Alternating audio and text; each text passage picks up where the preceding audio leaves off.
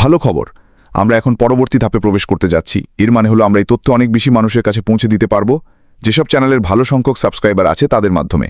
অ্যালগোরিদমগুলো তখন আরও ভালোভাবে কাজ করবে। সব মিলিয়ে ঠিক আছে, এটা নিঃসন্দেহে আমাদের সবার জন্যই ভালো খবর।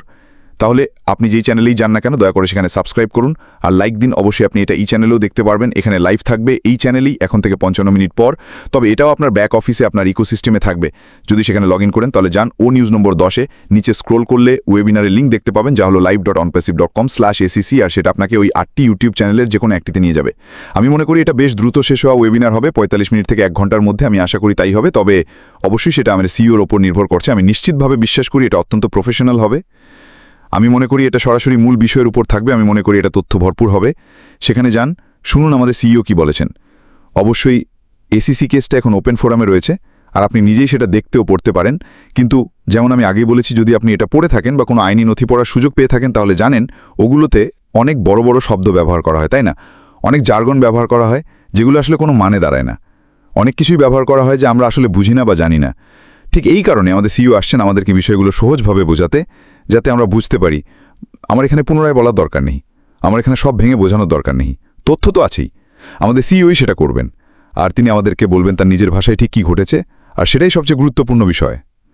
আমরা তার সঙ্গে আছি, তার যাত্রার সঙ্গে একাত্ম হয়ে আছি পরবর্তী ধাপে যাওয়ার জন্য।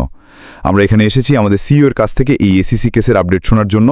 আর আমি সত্যিই আশা করি যখন তিনি বক্তব্য শেষ করবেন, ওয়েবিনার শেষ হবে, তখন আমরা এমন অবস্থায় থাকব যেখানে সব কিছু অনেক পরিষ্কারভাবে বুঝতে পারবো।